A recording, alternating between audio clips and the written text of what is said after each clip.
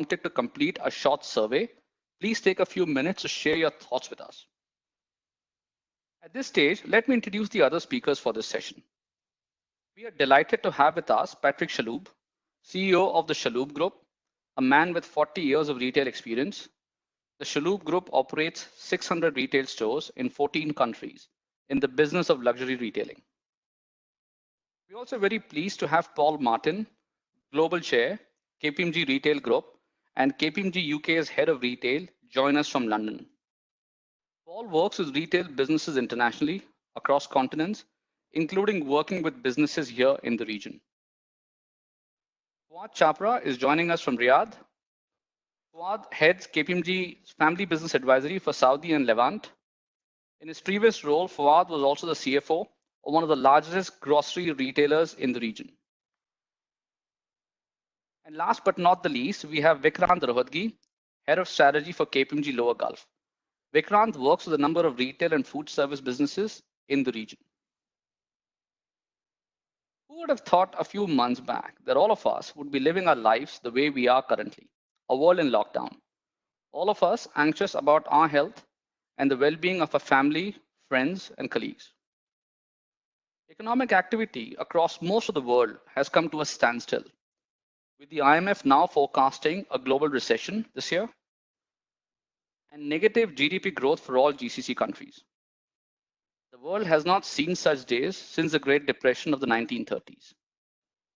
Impact on the regional economies further accentuated by record low oil prices. All sectors have been impacted, some more than the others, most negatively. However, there are some essential sectors that have seen increased activity. Vikrant will now talk to us about the impact of the current crisis on the retail sector in the region. However, before Vikrant starts, I will request KPMG Lower Gulf Chairman and CEO Nader Hafar, who is also joining us on the webinar, to say a few words.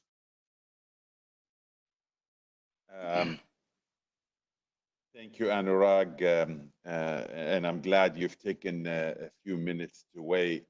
And also, I'm looking at the monitor as we are going through the introduction.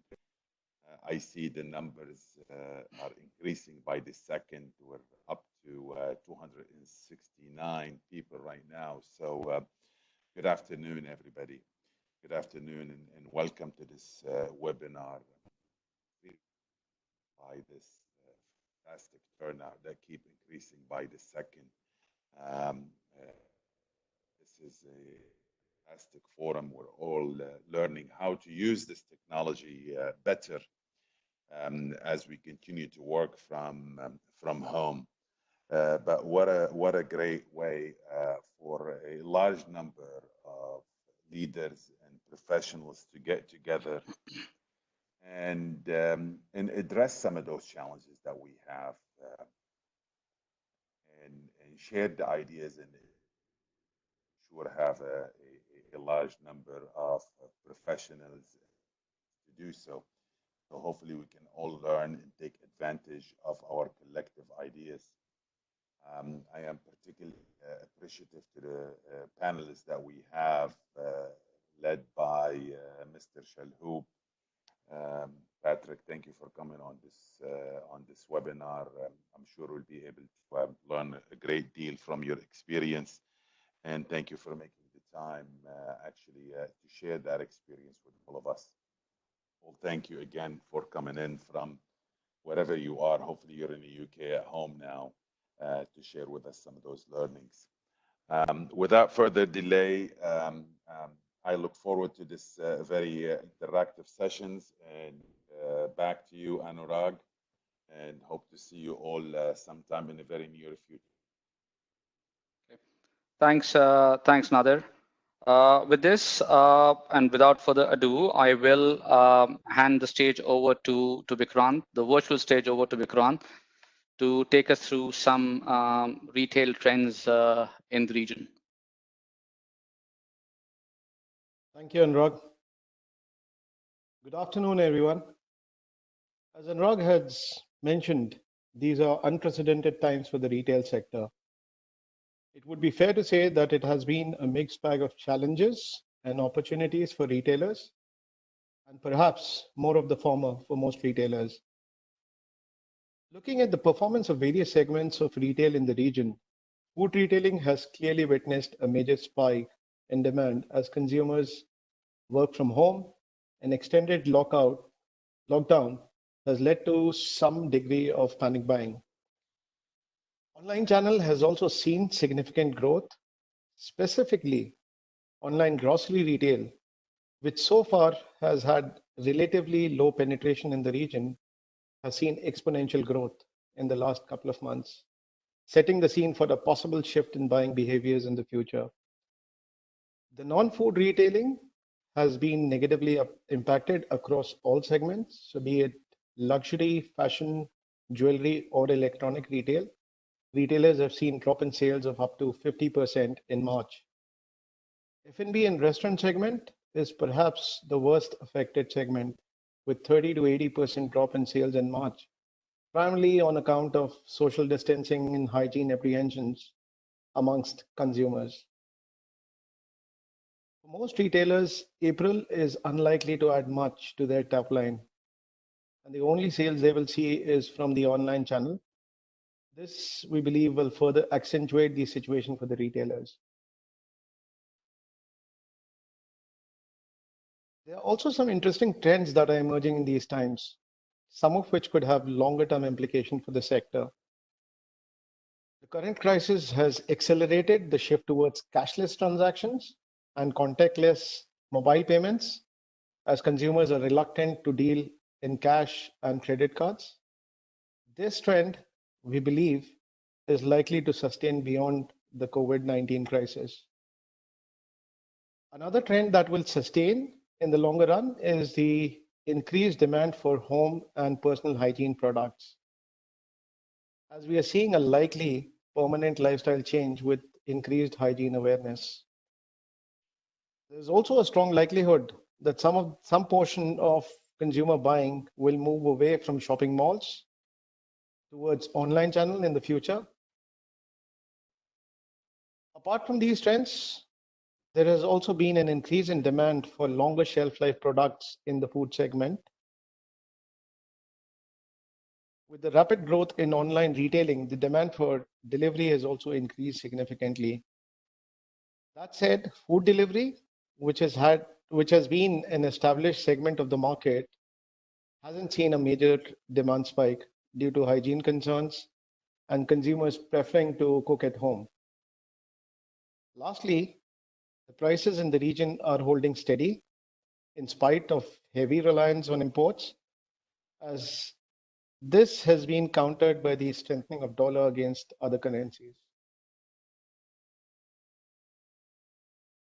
Talking about challenges faced by the retailers in the region, which are not very different from those witnessed in the other parts of the world, I think business continuity and cash flow management are top of agenda for all retailers, but more specifically for non-food retailers and F&B operators.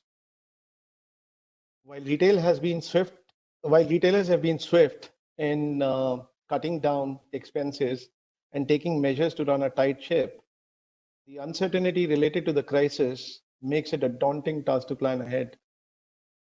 This by far is the number one priority for retailers today, and this is what keeps retailers awake at night. Supply chain challenges manifest differently for different segments. So for non-food retailer, it is about the significant existing inventories that they are sitting on, as well as how do you plan for future supply disruptions once market normalizes. As for food retailers, the challenge is to maintain steady supply in these times of uncertainty and demand spike. Addressing the changing consumer behavior is also posing a serious challenge for some retailers that have been slow in developing their online presence. Also, as mentioned earlier, there's been a growing demand for delivery today, and this presents a unique challenge of managing efficient, but more importantly, hygienic last mile delivery for food and online retailers. Last but not the least, hygiene and safety concerns for both customers and employees is another priority area for the retailers today. In particular, hygiene levels at fulfillment centers and stocking points is absolutely business critical, as any instance of COVID-19 in these facilities could result in major business losses. With this, I will hand it back to Anurag for the panel discussion. Thank you, everyone.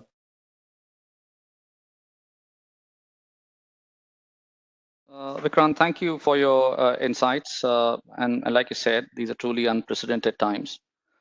A lot of people believe that the impact of what is happening today will have long-lasting implications on a number of aspects of our lives, on how we learn, on how we work, on how we connect and engage with others, and also on how we shop.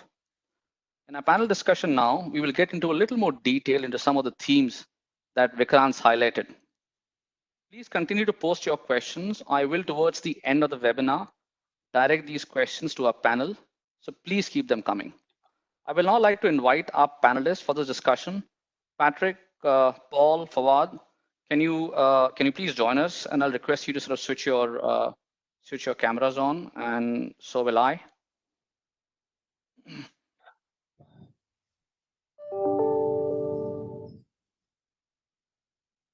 Thank you all for agreeing to being a part of the panel and for being in the hot seat. So Patrick, let me start with you with the first question. So while we all know physical retail across a number of countries is closed, online constitutes a small portion of retailers' revenue, especially in this region. A number of your costs are fixed, and you continue to incur them every day. What does a retailer do to sustain and survive in this environment? Good afternoon, and thank you for having me, Anurag. I hope that you are all safe and healthy. So it has been, as it has been said, totally unprecedented and absolutely unexpected. I think that few industries, as it has been said, have been very hard, and retail is among those who have been very hard. For us, since the lockdown, we have 700 retail stores which are totally closed, and we have to imagine all the different measures which we have to take. So primarily, if I get your question, our primary concern have been about health and security of our teams, the teams who were still working before the lockdown, the teams who are still working at the warehouse for e-com or for the last mile delivery. So really the health and safety by itself today has taken a lot of our efforts and time. Obviously, we count a lot and rely on the government and health authorities, but we have to make our own measures and protocols, and we have to learn how to do it in order to avoid any risk for our employees and our customers. But this is for me just to face the immediate challenge. But then we need to make sure that we have a certain resilience. So what does it mean for us? First, it means how to take care of our people who are confined at home, our people in order to make sure that they are engaged and they maintain their engagement within our group, our organization, and we keep them a certain level of belief and positiveness in spite of a lot of anxiety and uncertainty which they have. If we disengage our people, we will lose it all into the future. Then for us, it has been how to continue engaging with our customer, which themselves are living their own anxiety, and definitely not today into the mindset of shopping non-essential things. But at the same time, they need, we need to keep the connection. We need to keep the engagement with them, even if it's just to be able to take off their news, to make them to make them help. So not necessarily, although we have had some few transactional discussion, but really keep our people engaged with our customers and showing them that we care and love our customers in spite of a period where we are a little bit disconnected. And I must say, in those two things, I never have seen our people so much together, and I have never seen so much engagement with our customer, and I was quite astonished about it. Then, obviously, there is the essential thing, which is, do we have enough means, do we have enough cash, because this is the name of the game today, to sustain having our expenditure and to be able to have a lack of millions of dollars of revenue every day. And this is a big issue for all of us because we were not prepared.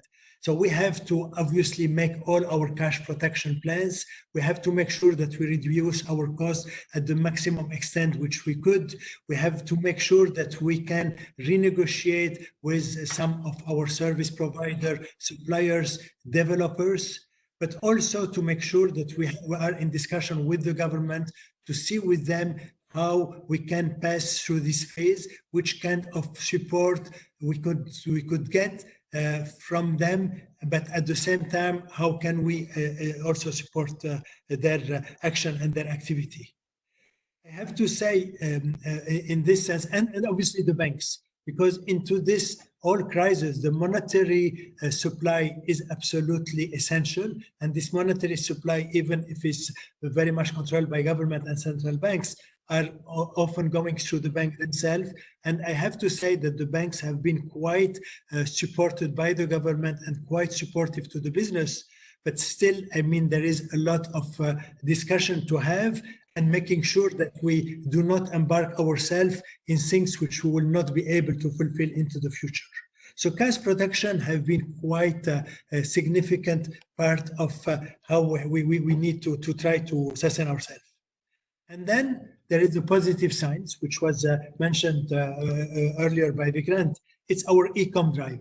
So just to give an idea, our e-com was about 3%, 3.5%, and we were targeting in a reasonable time of 3 years to reach 10% of our sales. We have been in 2 weeks able to open 12 new sites, while usually it takes us months and years. And we have been able to multiply our e-com sales by 4. So today, if we were at a normal business, we would have already reached the target we have put ourselves and supersede in 3 years. But having said that, it means that we are minus 88% of our sales, even if we are coping with the e-com 12%. But it has been an incredible speed of development of all the e-com and really very rich of learnings, which hopefully will help us into the future. And there is 2 more things, and I will stop there. One is to think for the after COVID. So we're very much taken for the immediate, how are we going to survive and sustain? But we have to think that there will be a tomorrow and there will be an after tomorrow. And we need to prepare ourselves for tomorrow and after tomorrow and to take some distance from only today. And finally, communication. And this is absolutely key. Communicate with our people, communicate with the outside world, communicate with our suppliers and with our partners. So the communication part, internal and external, being realistic, being transparent, being honest, not over optimistic, but not over pessimistic, just saying the reality of all it is. So a lot of new things which we have learned, and we are far from having gotten out of it. Thank you. No, Patrick, truly fascinating. And I think what really sort of interested me was when you mentioned about this pace of change for everything that you're doing has been accelerated. So you had plans over a medium term, and in a few weeks, you've sort of tried to accelerate and get to the objective. I think 2 of the things that sort of really interested me were when you spoke about engagement, and you spoke about customer engagement and employee engagement. And I think now I'll sort of look at Fawad and sort of ask him this question on customer engagement. So Fawad, so my question for you is that given what Patrick has said and the importance of engaging with your customers, especially in these times when you don't have the visibility or you don't have the direct access to your consumers, how do you keep them engaged? How do you keep them loyal to your brand? Thank you, Anurag. I think just building on what Patrick has mentioned, it is very important, for the brands to get into a kind of a emotional connect, with your consumers, and this probably requires a deep understanding of your consumers. This requires that you understand how they are behaving now, what are their top concerns, which might be in their minds. And I think this requires a level of engagement which is much more higher than it used to be before during this crisis time. So I think running online focus groups with your consumer base, having online chat, channels will always help you to understand what your consumers are currently thinking of. And it's very important, that you get the right messaging and tonality to give assurance to your consumers that, you are next to them and you are with them, in this difficult times. I think the other part is, on the online platform. I think it has grown in significance during this period. And the more the brands can make their online shopping experience engaging and pleasant, that will definitely ensure the long-term loyalty of your clients. So any effort, which you put during this time to make your online shopping experience as engaging and as pleasant as possible, I think it will have, a great impact on your consumer base on the long run. I think at the same time, while we all realize that the brick and mortar stores are all closed, I think as Patrick was mentioning, we need to think about beyond, COVID-19 era, when all these brick and mortar stores open up. I think it's important, that brands run awareness campaigns that what they are doing, to make sure that their premises, their brick and mortar stores are having the best standards in terms of safety and hygiene. We all have seen great awareness campaigns by some of the airlines on what they are doing to their fleet of aircraft, getting the passengers to be in the right psychological mind, that after COVID-19 period is over, they don't have these concerns of traveling, be it on international or domestic flights. I think retail brands can do something similar, especially this is applicable for large retailers, but all where the shopping density could be high. But even for the small size stores, it is important that we give these necessary assurance to our shoppers. And last but not least, I think being close to the community is very important. So the brands need to identify ways to giving back to the community during these crisis timings. Think of impactful ways of how they can support the community, those who are less privileged, out of the consumer base. And I think any act of giving, will go a long way. It will be a source of pride, not only for the brand and its workforce, but for its consumer base as well. And we have a few, quite a few, retailers who are already doing this in the region. I'll encourage, all the retailers and brand owners to do this. I'll just share quickly two examples, which I thought were quite inspiring. One is for the footwear brand Crocs. So Crocs is donating 10,000 pair of Crocs on a daily basis to the healthcare staff who are the frontline people, helping out the COVID-19 patients. So they are donating 10,000 pairs of Crocs on a daily basis. Inditex Group, which is the parent for Zara and Massimo Dutti, are producing and shipping surgical masks to the hospitals in Spain and contributing to address this crisis. So I think these CSR initiatives and the giving part from the brands will go a long way in having everlasting positive impressions on the minds. Okay, no, I think thanks for makes a lot of sense. I think at this time I'll sort of ask a sort of question to Paul. So Paul, every adversity contains the seeds of opportunity and growth. Are there any learning for retailers from the current crisis? Thank you, Anurag, and good afternoon, everybody. I hope everybody is well and safe. It's a really good question, and absolutely in every crisis, you always, and Patrick already alluded to this, as well as my colleague Fuad, we do need to be thinking about what does life after COVID look like, and many of the trends we are currently seeing manifesting itself Vikrant mentioned acceleration of online, the acceleration of certain categories around health and well-being. Many of these trends have already been in existence, but the current global health crisis is really accelerating a number of these points. But let me pick up 4 key themes that I think retail businesses really need to be thinking about post-COVID. And as I highlighted, these are themes that have already been here for a while, but they are only going to be more important going forward. The first point is around the business model, partnerships and collaboration. We know that for many, many years, business models have been the same in retail, but over the last 5 to 10 years, we have seen new technology and logistics-based platform businesses hit the world of retail, so not traditional retailers of old. If we go to ancient Rome or ancient Athens, retail has been around for a long time and has done broadly the same thing for an awful long time. If you think of the 3 key themes, you source great product, you ship great product, and you sell great product, retailers have been doing that for a long, long time.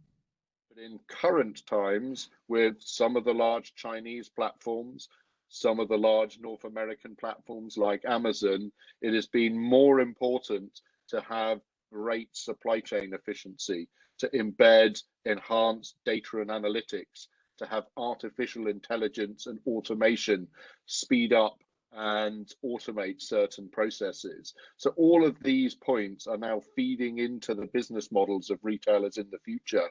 And not everything is going to be able to be conducted by retailers. So thinking about partnerships is going to be really, really key.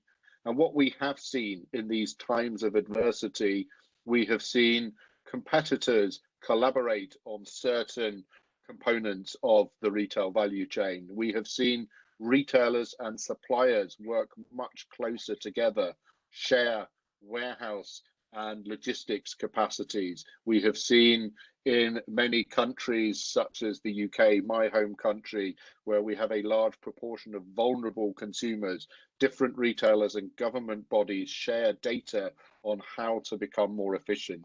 So I believe that's a key point. The second key point is cost of running your business. In context of changing business models, the retail business model of old has become increasingly less profitable to operate. We have heard more and more online growth over the next years, but many of us know that running online operations in many cases is more expensive. And I host a weekly CEO call with retailers from around the world, not dissimilar to today. And I'm hearing many retail CEOs telling me post-COVID, they are going to have to look at a 30% reduction in their operating costs on average, specifically for those retailers operating in what is deemed as non-essential categories. The third point I wanted to highlight, and both Patrick and Fuad have already echoed this theme, is around purpose. You will have to demonstrate to your consumers that your business has values that deliver a purpose to be in existence. We saw after the 2008-2009 global financial crisis, we saw the sustainability agenda come to a halt for a number of years and not really re-emerge until the last 2 years. But this is a topic that is here to stay now. Post-COVID-19, purpose and sustainability will be a key topic for consumers. Consumers will want to know where products have come from. Have they been produced in a safe environment? Is the packaging safe to come into contact with when I'm at home? And the final point, and again, this has already been mentioned, is the customer. You need to understand who your customer is. When your main touch point with the customer historically has been in the physical store and you can't operate these stores at this point, those businesses that really understand who their customers are and are interacting with them through different channels. Take today's session as an example. We are interacting with you through a different channel. It is really important that retail businesses continue to have that direct relationship with their customers. Businesses need to know who their customers are, and that, in my opinion, will divide those that will succeed from those that will fail going forward. Okay, no, I think very sort of insightful, Paul. I think to me, what really sort of struck out was your comment about competitors collaborating. It's the model that will force them to collaborate. It's about operators looking at the cost of operating. Maybe some of the businesses are unviable in the new normal, and also about businesses having purpose. And I think this sort of leads me to my sort of next question, and I'll sort of direct it towards Patrick. So Patrick, I think you also alluded to this. You alluded to about the new normal, and about businesses having to fundamentally change, and businesses having to prepare for life after COVID. What does that really mean to you and for your business? So what are you doing with your group to prepare for life after COVID? I mean, there is for me 2 periods on time after COVID. There is the return to normality, and I think, and from everything we read, this return to normality will take time. It's not a question of days or of weeks, but it's a question of months, of a year or two to the return to normality. And we need, during this period of return to normality, to be well prepared in order to give all the reassurance for both our employees and our clients that they are into this safe and healthy environment. So we have to prepare ourselves to this slow and gradual return, and at the same time, keeping our teams motivated, keeping our teams engaged, and keeping the dialogue with our customer. And more than ever, I would say, we will have this hybrid discussion which will be happening both internally among ourselves. We will be at the office, but we will still be working a lot of time from home. We will be engaging with our customer into some of our retail stores, but we will also continue the dialogue which we have started, a meaningful dialogue with them, and engaging through our e-com. So there will be this period of hybridity, and where we need to make sure that we have this safety, healthy environment, taking really very strong measures in order to reassure all around us, but maintaining all the channels of communication, right, like it has been rightly said by Paul, moving ahead. Also, we are taking care about making sure that there is no supply chain disruption. Because as it has been said by Vikrant into the beginning, we have today an overstock because we have bought things which we are not able to sell in the same volume than before. But tomorrow we'll need to have the right stock at the right moment. So, and you need to make sure that we have the ability of stock. But this is only covering the 12 and 18 months to come in order to have this return to work. But then we have to imagine a new normal. We have to imagine that customers profoundly will have been shaken by what they have been seeing during this period, and which definitely is changing the way our customers, we all think, act, are motivated, what is important and what is motivational for us. So we have to make sure that we capture this movement in our customers, and that we try to adapt to this new way of doing business, to those new feelings which are there, motivation which our customers have to be done. And all of this taking care that we really need to shrink our cost of doing business.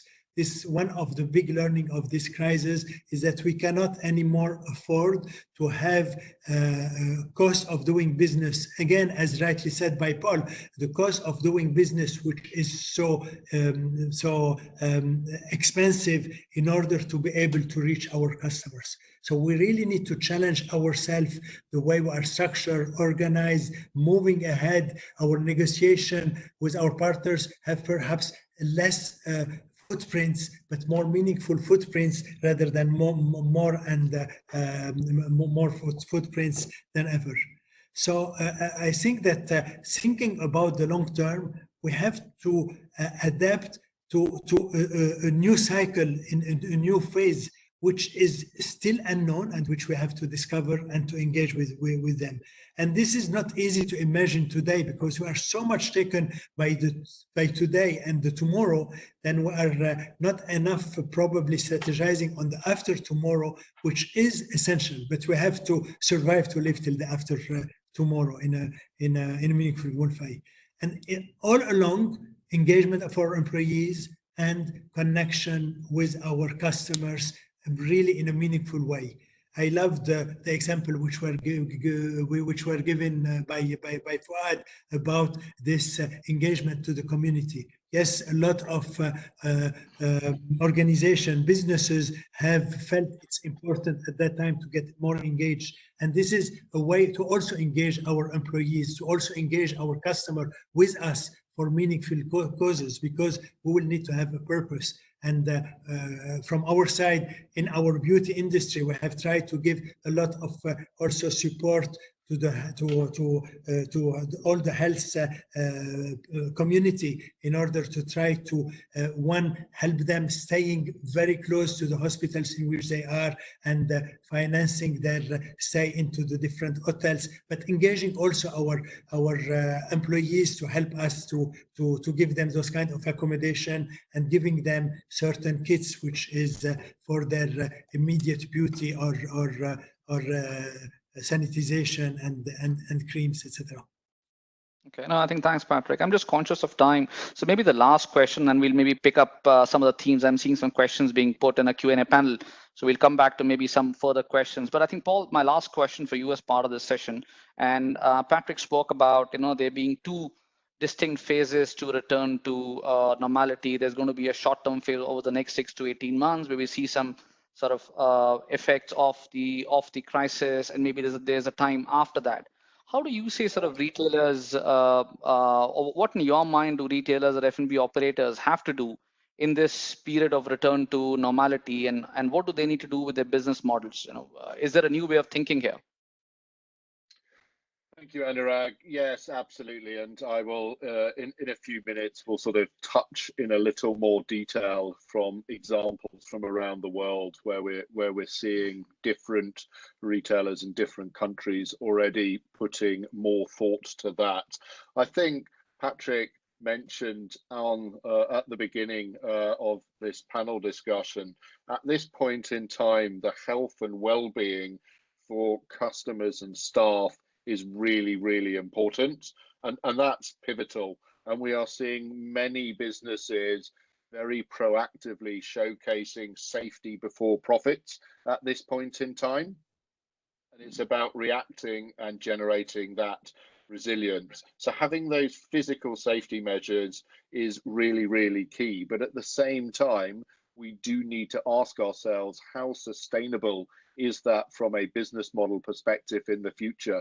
If you think of the F&B sector and social distancing measures, this is not going to be over in weeks or months. If we look at some of the policy decisions in China, if we hear from some of the scientists and our analysis, it showcases that social distancing measures will be in place very likely until the end of 2021, if not early 2022. And therefore, is a F&B outlet going to be profitable with only 50% of tables permitted to be occupied?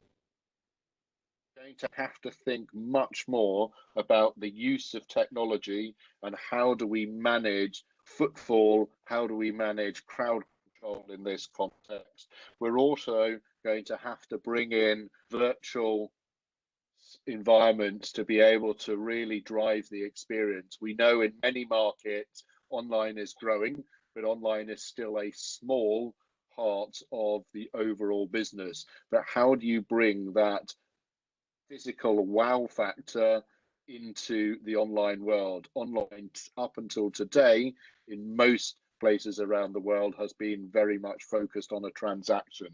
And in that context, we're going to have to understand, how does the cost analysis for retail work in the future to ensure that we are still running profitable business models. And when we move into the next part of this, I'll provide a few more examples.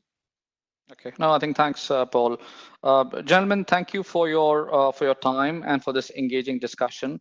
I think it's really insightful to hear some of your thoughts on the future of retail and how our current events sort of having an impact on it, and how are retailers responding to these challenges. In our sort of next part, and Paul's alluded to it a little earlier, we wanted to focus on some global retail trends. And I would hand over to Paul for him to talk to us about what changes are we seeing with consumer behavior, and how does he see retailers respond to this change. Paul, over to you. Thank you, Anurag. If we could go to the first slide, please. And if we look at where most retail businesses, but not just retail businesses, many businesses are in the current health crisis, and where we would advise business to go to in the future, we really are highlighting 4 different phases. And Patrick already mentioned some of these phases earlier on during the panel. The first phase is the reaction phase. And in many countries, that phase is starting to come to an end, and businesses are moving to the resilience phase. If we look at China or South Korea, these countries are already in the recovery and the renewal phase. But during the reaction phase, if you're in non-essential retail, it was all about cash and liquidity. How can I ensure I manage my cash outgoings to ensure survival of my business going forward? How can I optimize and address my workforce? For my workforce to be safe, but more importantly, to ensure that I have a workforce in the future, and I'm keeping, from a financial perspective, those colleagues on board I need to have on board, and I am accessing the relevant government schemes, which of course are different in many markets around the world. And then the third point, and Patrick again mentioned this, and very much related to the cash and liquidity point, access to capital, both for the short term and the long term, but also understanding broader government support mechanisms, which in many countries, stimulus packages have been forthcoming, but the implementation and access to these support mechanisms have not always been that easy. On the essential side, it has been all about how do I manage my supply chain, and how do I ensure availability of products, specifically in the grocery and in the pharmacy space, whilst ensuring the safety of my customers and my consumers. But now we're seeing businesses moving into the resilience phase. That resilience phase generally starts after 4 weeks and will endure for the longevity of the lockdown periods, which of course are varying from country by country. And then we move into recovery and renewal. But what I do need to highlight in this context, these phases are not sequential. If you are in resilience today, you already need to be thinking about recovery and renewal. We have seen many retail businesses around the world set up thinking forward strategy business units that, whilst the core part of the business is focusing on resilience, another part of the business is thinking about what does the new normal look like, and what does that mean for all of the different functional parts of our business. That recovery very much starts with the physical reopening of many stores, but the plans for recovery have to be done now, have to be done during the resilience phase. And again, as we discussed during the panel, many trends will be accelerated, consumer behavior will change, and thinking about the renewal, how do you operate differently? That is something that cannot be left for too many months ahead. But the changes will also have to happen gradually. We will be speaking of changes, acceleration to your business and operating model changes over the next 2 years. If we go to the next slide, these changes are really also going to be connected to the 6 drivers of consumption. Why do consumers make purchase decisions? The first purchase decision has for many years, and all of these purchase decisions are not new. They have already been in existence for a number of years. COVID-19 puts a new and in many cases an enhanced spin on these consumption drivers. Value. In times of economic uncertainty, we see price becoming the most important purchase component. And if we look back to historic crises and 2008, 2009, the global financial crash, we saw discount retailing, value retailing really drive growth out of this crisis. And we expect this to continue after the COVID-19 crisis. We also see a number of retailers that have not had an online proposition, specifically in the value space. That is something they're going to have to change in the future. But we will also see new online hybrid business models emerge. Think of the click and drive model in France, which is going to become, no doubt, much more broadly analyzed, and the understanding of how can that be implemented in other markets will be forthcoming. Convenience has for a number of years now been a really important trend. How can I conveniently access both products and services, not just through the online channel, but what we've also seen in a number of countries around the world, take the North American market or the European market, a lot of local convenience operators have been very successful. We have seen large malls close down, but we've seen smaller corner mum and pop stores offer home delivery services, catering for the vulnerable in local communities. They have seen an uptick. So convenience will be a key driver. I mentioned before, experience has been very important in retail. How do you create that wow factor when entering the theatre of retail? But we have seen in markets like China some very interesting experiments around virtual reality, but also of human beings with webcams going into store and testing cookery recipes, for example, to really bring that experience to life. Choice has been another key purchase driver. We have seen those organizations with unlimited choice, take retailers like Amazon or some of the Chinese platforms, 250 million plus SKUs. They have been winning in the past. And then we've seen those retailers with limited assortment, with very narrow ranges succeeding. We believe that retailers with very long tail assortments are really going to struggle in the future. Consumers will choose either unlimited choice or very curated choice. And if you cannot afford to compete with unlimited choice, you probably can use this current crisis as a way to optimize your range. We've already spoken about purpose, but it's going to be absolutely pivotal to be able to showcase to your consumers and your local communities that as a business, you have a purpose.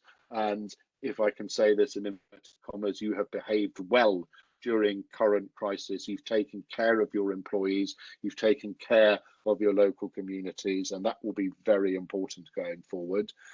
We've mentioned from a privacy and safety perspective that online retailing has grown, and whereas worldwide we have seen a significant reduction in physical crime, we have seen a double and in some countries triple digit growth of online crime, of cyber crime. So once online accelerates, there will be new areas of concern that need to be addressed, and that is going to be very important. So privacy, safeguarding and ensuring that you are trustworthy in handling the data of your consumers. And then the physical safety. When a consumer comes to your store, how are you protecting both your staff and the consumer? Have you addressed topics such as safety of packaging? And if we can go to the final slide, here I would like to showcase some examples from around the world. China, as we know, where the pandemic started late last year and who are now coming out of the other side and are already preparing well and truly for life after COVID. They have highlighted that social distancing measures will be in place for a number of years to come, and are using a variety of technology measures to ensure that social distancing can be upheld. In Singapore, a retailer is using their footfall counters to show their customers online how busy their stores are, to also ensure that 2-meter distances are upheld within their retail outlets, and they can manage crowds better than a human being in front of a store with a clicker allowing people in and out. Technology is driving this.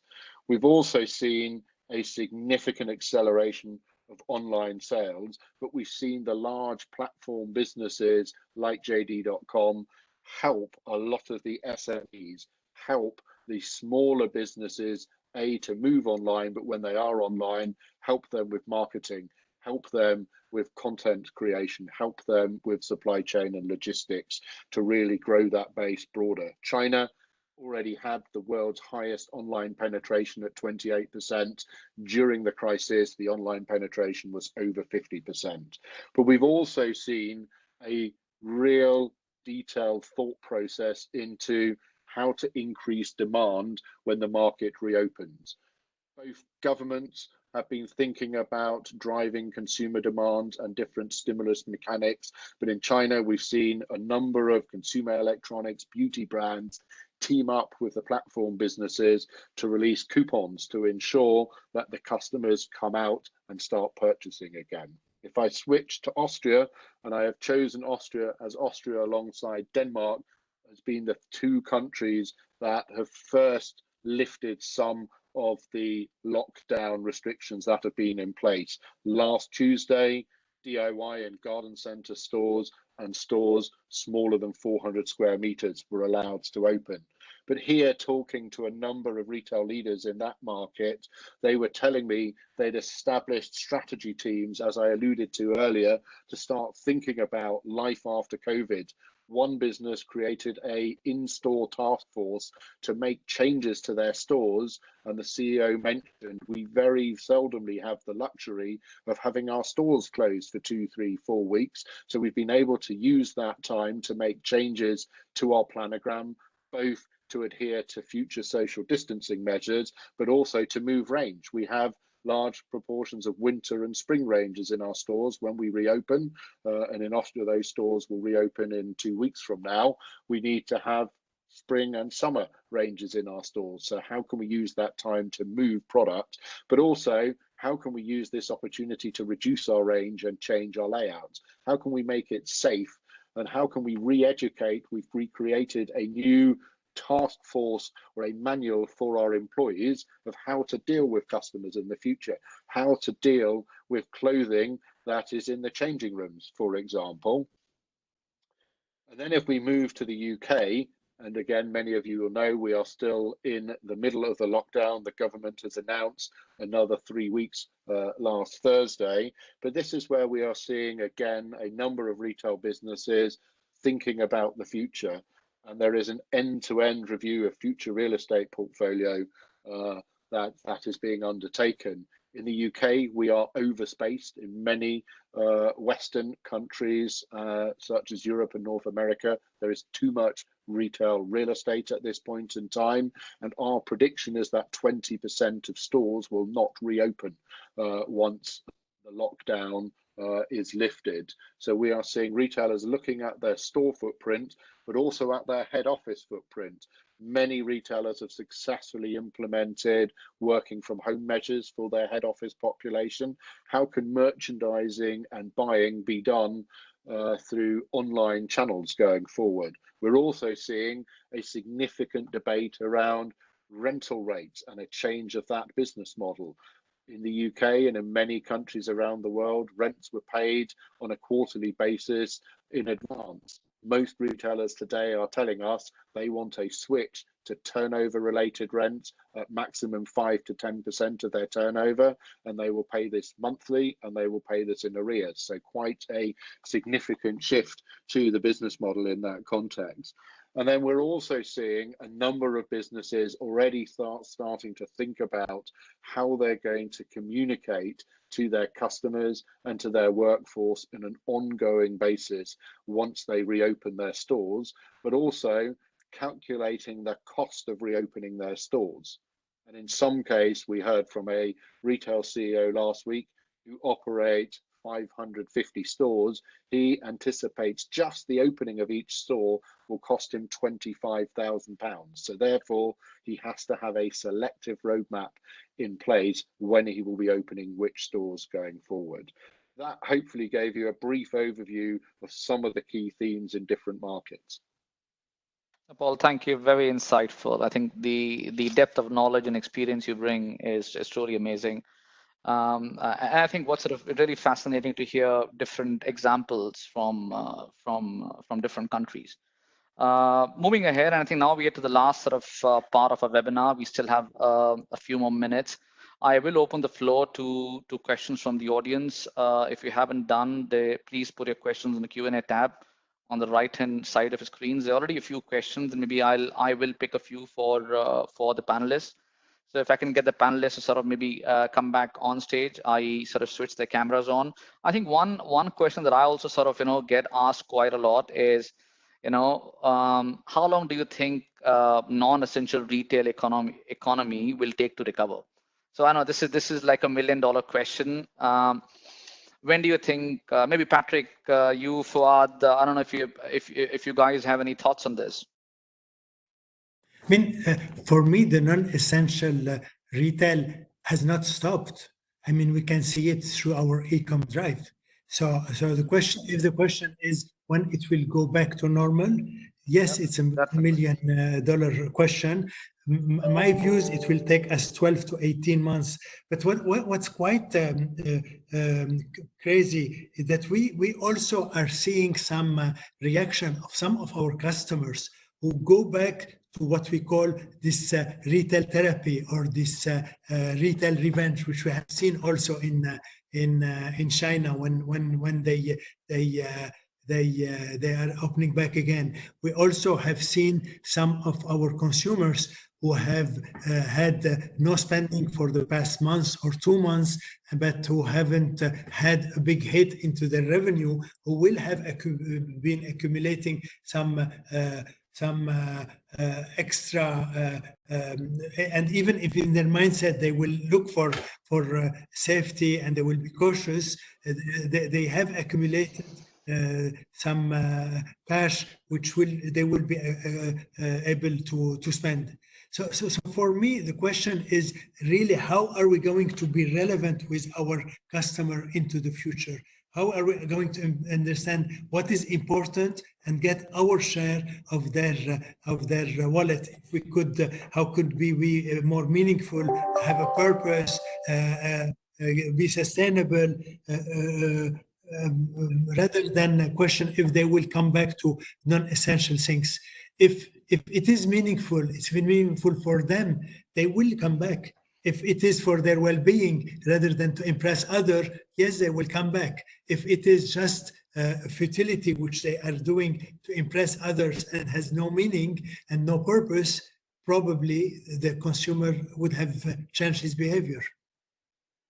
Okay, no, I think thanks, Patrick. Maybe Fuad, last question. Yeah, Fuad, go ahead. Yeah, I just wanted to add on what Patrick has very well articulated. I think while during the crisis, as well as you all know, we are heading to Ramadan and we are heading to Eid. So the consumers, inshallah, will buy on the non-food side as well. And it's how you reach out to them. How do you bring the emotional connect during these seasons? This is the most busy season for essential retailers, but as well the Eid period is for non-essential retailers, is the most busiest season of the year. So I think during this period, if the brands can think of innovative ways to reaching out through emotional messaging, I think the non-food retailers will be able to have good season, out of this festive period, inshallah. I just wanted to add this, to all the non-food retailers who are with us on this call. Okay, thanks, Patrick. Thanks, Fawad. I think with this, we are now coming to the end of our allotted time. I think my three key takeaways from today's engaging session. I think one was what Patrick spoke about, engagement. So engagement with your customers, engagement with your employees. Paul spoke about retailers' focus on the 6 drivers of consumption: value, convenience, experience, purpose, choice, and privacy and safety. And the last was for the need for retailers to also reevaluate their business model, right, in the light of what we call the new normal. With this, I would like to thank Patrick, Paul, Fawad, Vikrant for being part of today's session and making us all richer from their experience. I would also like to thank you all as attendees for spending your time with us and for making it engaging with your questions. What we've also done is yesterday, we also launched a new thought leadership covering the same themes as we discussed today. It's called Navigating the Pandemic. Please, there is a link to the URL here. Please have a look at that thought leadership. I would like to thank all you attendees for making this session engaging and for your time. I do sincerely hope that you found this session a fruitful investment, and we look forward to connecting with you soon again. Please complete the short survey after the session and reach out to us if you need any help. Thank you all and stay safe. Thank you, Anurag. Thank you, Anurag. Thank you, team. Thanks. Thank you. Thank you. Thanks, Patrick.